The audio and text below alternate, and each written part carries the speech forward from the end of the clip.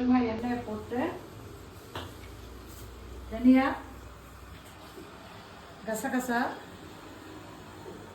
ஒரு பட்டை, 3 பட்டை சின்னது, ஒரு ஏலக்காய், 2 கிராம்பு, பெருங்காயம், கடலைப்பருப்பு, வெந்தயம், 5 பட்டை மிளகாய்.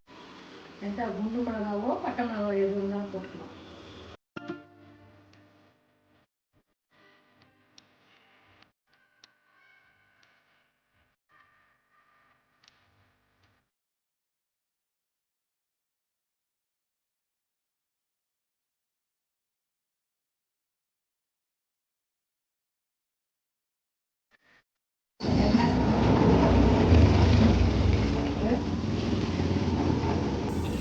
வெங்காயம், தக்காளி, குடமிளகாய், பீன்ஸு, கேரட், கத்திரிக்காய். உங்கள்கிட்ட வேறு எது இருந்தாலும் போடலாம். என்கிட்ட இது இருக்கிறதுனால நான் இது மட்டும் போட்டுருக்கேன். வெங்காயம் இந்த அளவு இருந்தால் போகிறோம். வாங்கினது ரொம்ப அப்படியே கருக வேண்டாம், இந்த மாதிரி இருந்தால் போதும். பச்சை மிளகா, தக்காளி, குடமிளகா, பீன்ஸ், கேரட்,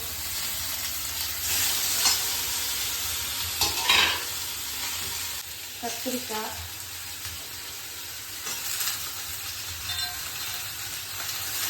எல்லாம் ஒரு பருப்பு கலக்கணும்.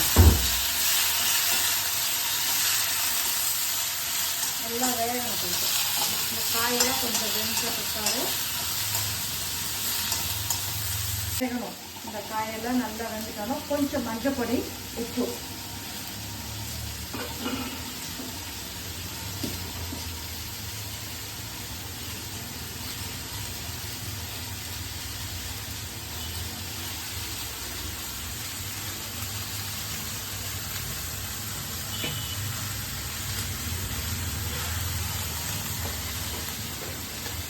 பெருங்காயெல்லாம் போட வேண்டியதில்லை. வறுத்துருப்போம் நம்ம.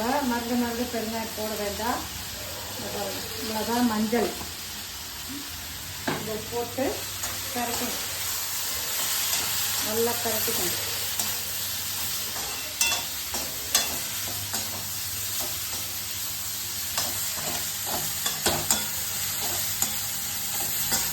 கரைச்சி வச்சு இப்போ புளி தண்ணி இதில் ஊற்றணும். புளி தண்ணி சும்மா ஒரு சின்ன நெல்லிக்காய் அளவு.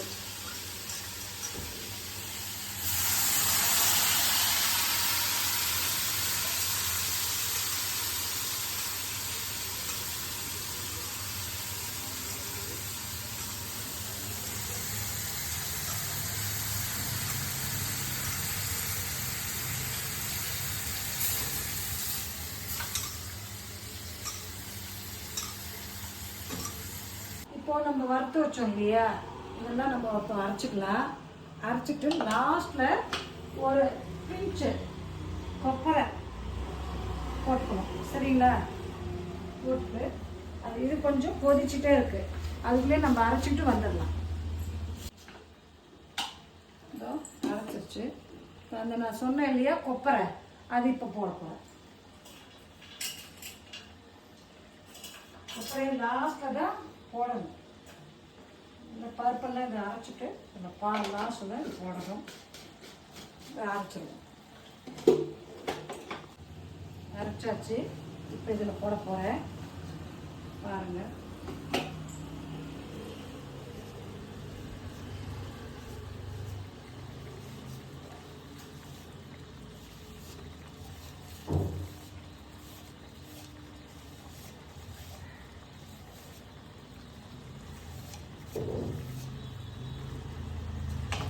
நல்லா அரைச்சி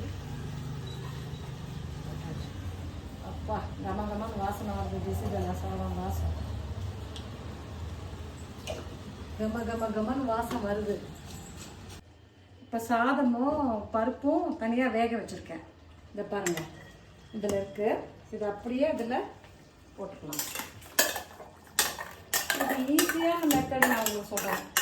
எல்லாம் தனியாக இல்லாமல் உங்களுக்கு எல்லாம் ஒன்றா சேர்த்து போடுறது இல்லாமல் இதை பாருங்கள், இப்போ இந்த மாதிரி செஞ்சீங்கன்னா ஈஸியாக ஆகிடும். ஒரு 15 நிமிஷத்தில் பண்ணிடலாம்.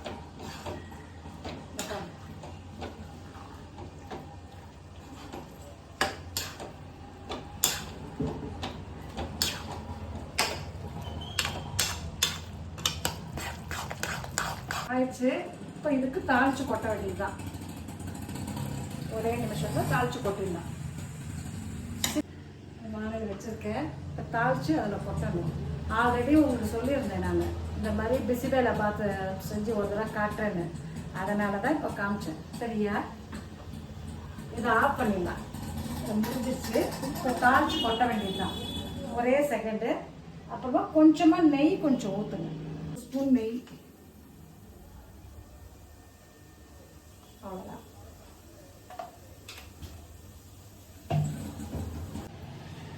எண்ணெய் நல்லெண்ணெய் தாங்க போடணும். நல்லெண்ணெய் போட்டால் தான் நல்லாயிருக்கும். பாருங்க, நல்லெண்ணெய் போட்டிருக்கேன்.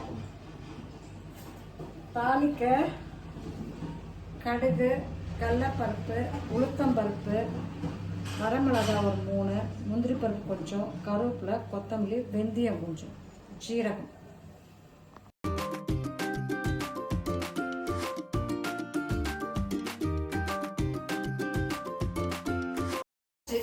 தாளிச்சுட்டு ஒரு மண்டை மேலே போட வேண்டியதான்.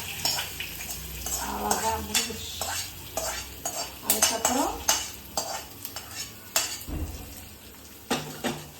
அதுக்கப்புறம் கொத்தமல்லி பொடியாக நறுக்கி. அவ்வளோதான், பிசிபேல் பாத் ரெடி. சாப்பிட்டு பாருங்க. வாங்க எல்லாரும்.